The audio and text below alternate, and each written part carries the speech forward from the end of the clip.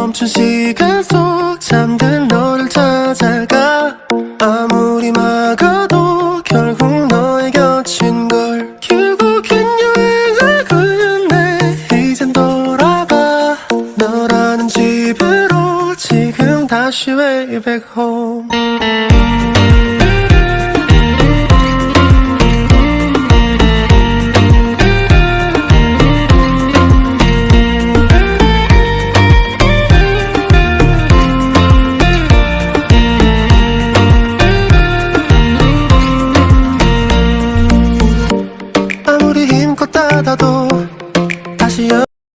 Assalamualaikum warahmatullahi wabarakatuh. Nama saya Fatmalia. Saya akan menjelaskan tentang Corporate Social Responsibility. CSR adalah sebuah konsep yang tidak hadir secara instan, tetapi CSR merupakan hasil dari proses yang sangat panjang, di mana konsep dari aplikasi dari konsep CSR mengalami banyak perkembangan dan perubahan dari konsep-konsep terdahulunya. Perkembangan CSR ini dikemas secara konseptual pada tahun 1980-an yang dipicu oleh 5 hal. Yang pertama itu adalah maraknya fenomena takeover antar korporasi yang dipicu oleh keterampilan rekayasa finansial.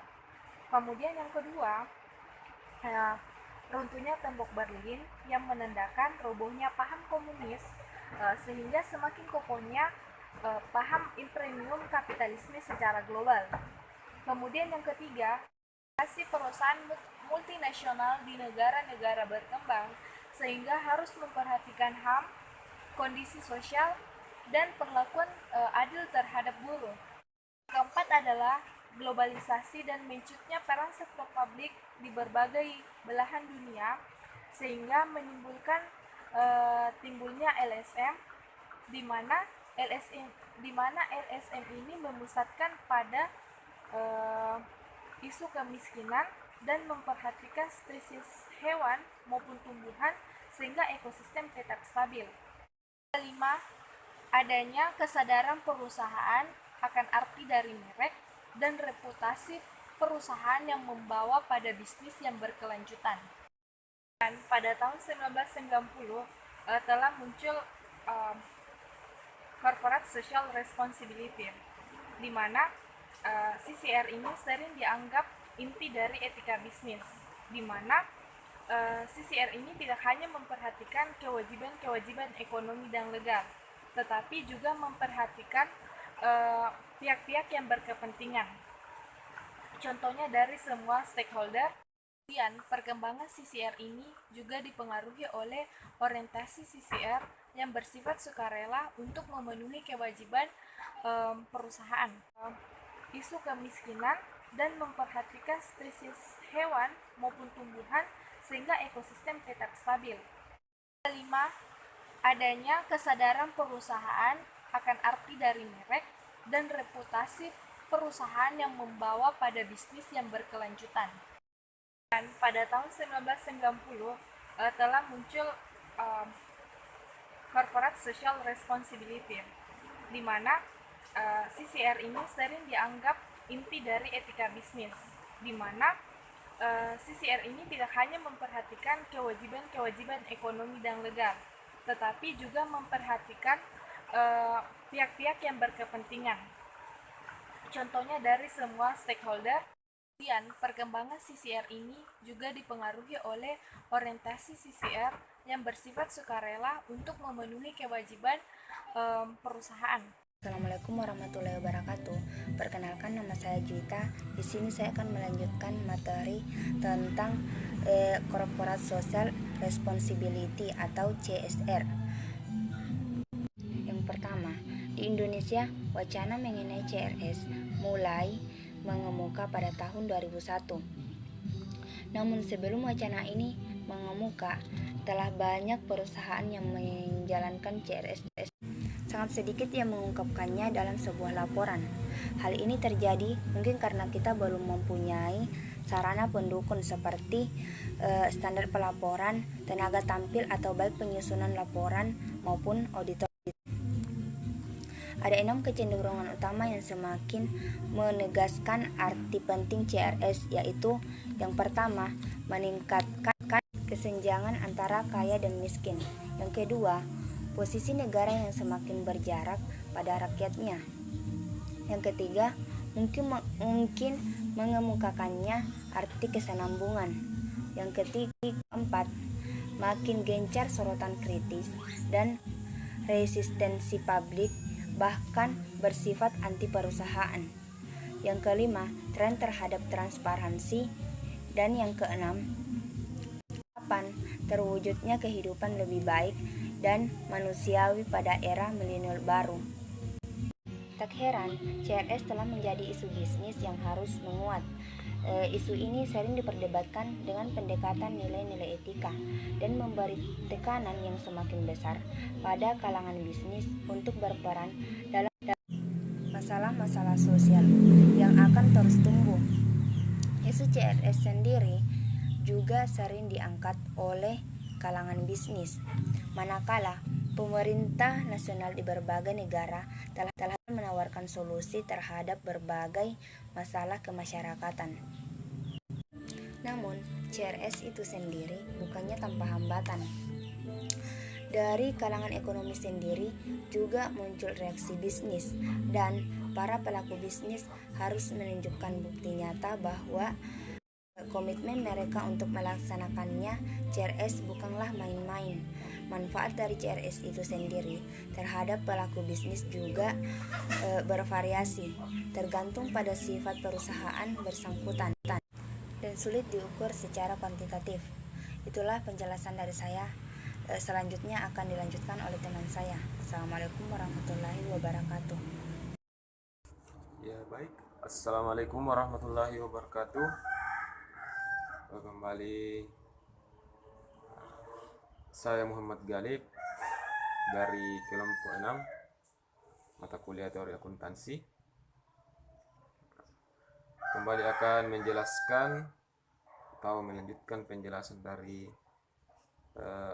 teman saya sebelumnya sekaitan dengan corporate social responsibility atau tanggung jawab sosial perusahaan, di mana pada kesempatan yang berbahagia ini saya akan menjelaskan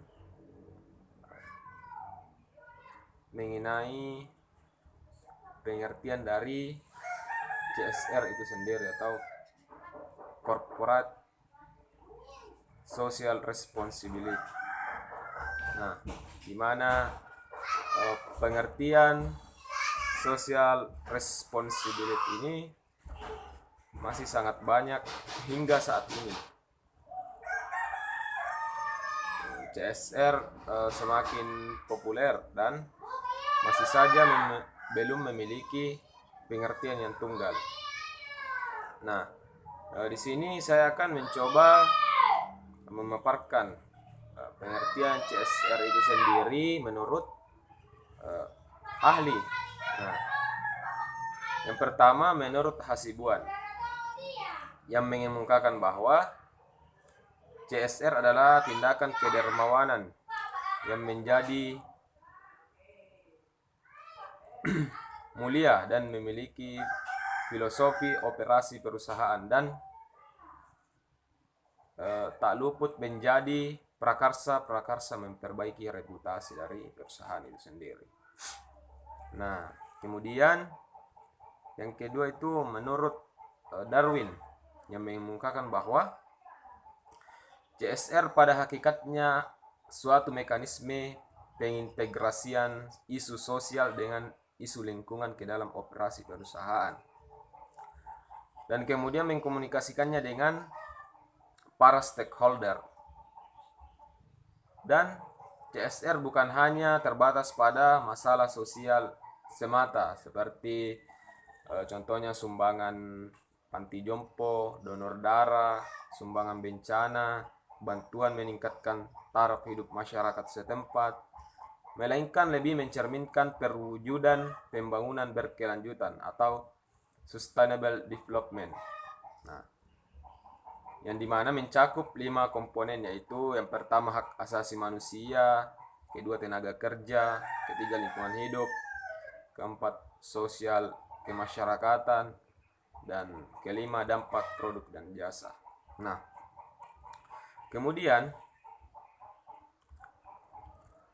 tanggung jawab sosial dalam perusahaan ini atau biasa disebut corporate social responsibility adalah suatu konsep bahwa organisasi khususnya, namun bukan hanya perusahaan, adalah memiliki berbagai bentuk tanggung jawab terhadap seluruh pemangku kepentingan, yang diantaranya adalah konsumen, karyawan, yang saham, komunitas, dan lingkungan dalam segala aspek operasional perusahaan yang mencakup aspek ekonomi, sosial, dan lingkungan. Olehnya itu, corporate social responsibility ini berhubungan erat dengan pembangunan yang berkelanjutan atau sustainable development. Nah, yakni suatu organisasi terutama perusahaan dalam melaksanakan aktivitasnya harus mendasarkan keputusan tidak semata berdasarkan pada dampak ekonominya atau hanya semata-mata mementingkan laba. Perusahaan pun harus mementingkan terkait dampak sosial dan lingkungan yang ditimbulkan dari keputusan yang diambil dalam perusahaan tersebut, baik itu yang sifatnya jangka pendek maupun jangka yang lebih panjang. Dengan berkesimpulan bahwa CSR ini dapat dikatakan sebagai kontribusi perusahaan terhadap tujuan pembangunan berkelanjutan dengan cara manajemen dampak, dalam hal ini minimalisasi dampak negatif dan memaksimalkan dampak positif terhadap seluruh aspek dalam perusahaan tersebut dan seluruh pemangku kepentingannya. Nah, jadi di sini juga berkaitan dengan CSR itu, jika dalam dunia pendidikan itu seperti contohnya PT Jarum Indonesia, yang dimana PT Jarum ini dalam corporate social responsibility-nya itu dia ini memberikan beasiswa kepada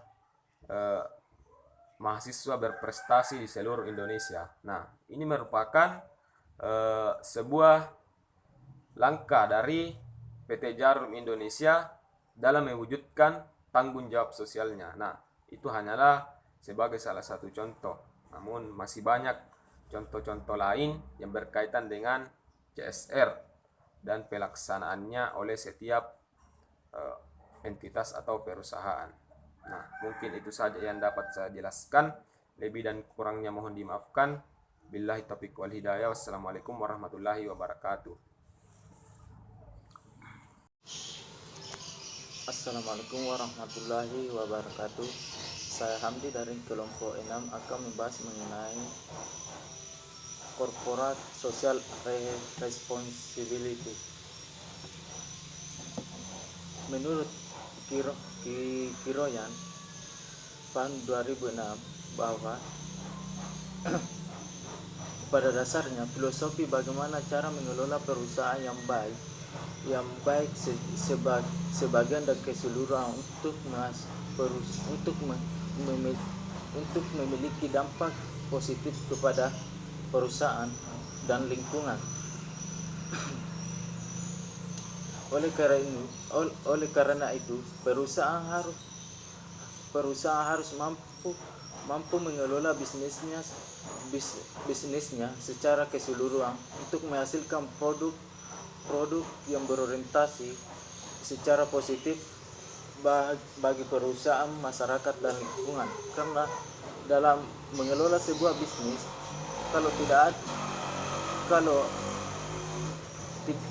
tidak ada dampak positif kepada perusahaan, masyarakat dan lingkungan, akan berakibat bisnis tersebut tidak akan berjalan secara lancar.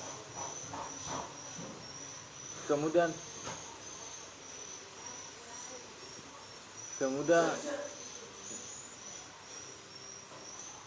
WBCSD yang merupakan lembaga internasional yang berdiri tahun 1955 yang beranggotakan 122 perusahaan internasional yang berasal dari 30 negara di dunia, bahwa tanggung jawab sosial perusahaan merupakan suatu bentuk etis, suatu bentuk tindakan yang berasal dari pertimbangan etis perusahaan yang diarahkan untuk meningkatkan ekonomi yang bersama-sama dengan meningkatkan kualitas hidup bagi karyawan.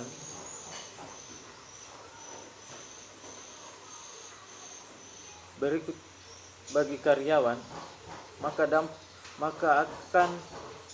akan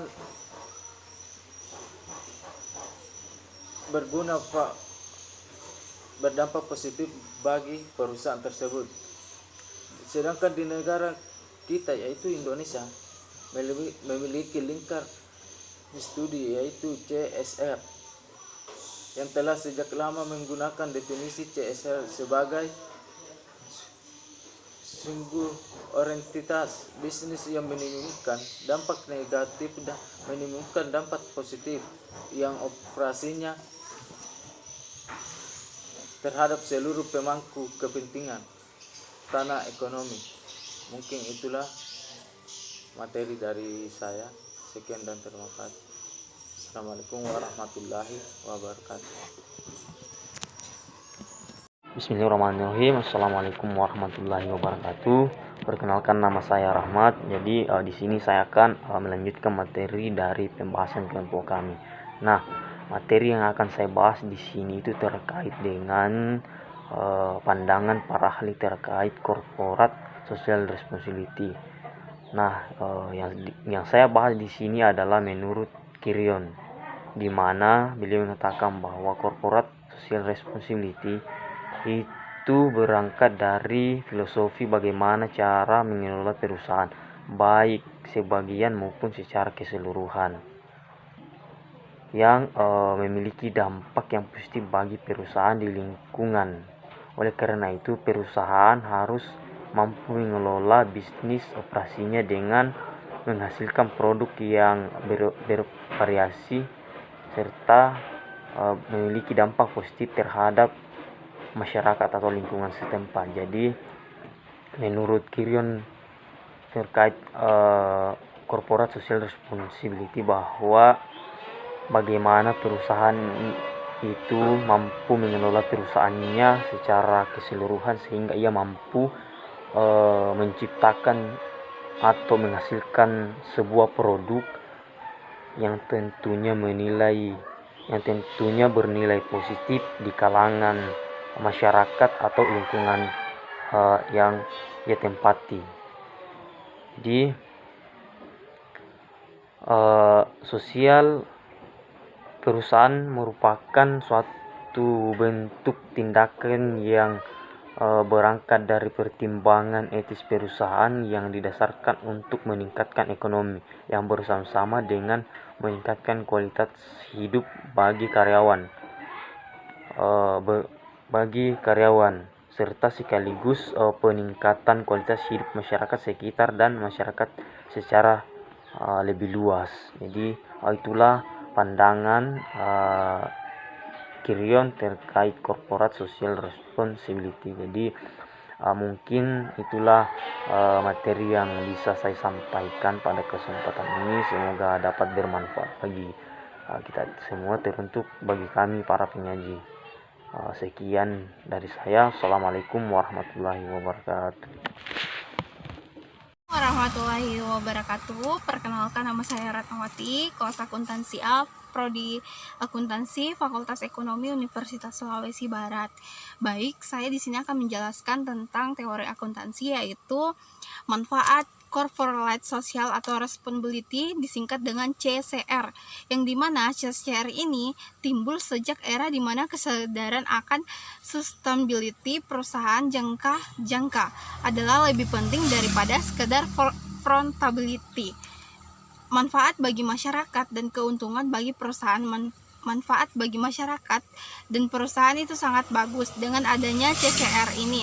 Karena di dalam CSR ini terdapat poin-poin penting seperti perkembangan ekonomi, misalnya kegiatan UKM di bidang pertanian, peternakan, koperasi, perusahaan kecil menengahnya atau disingkat dengan UKM.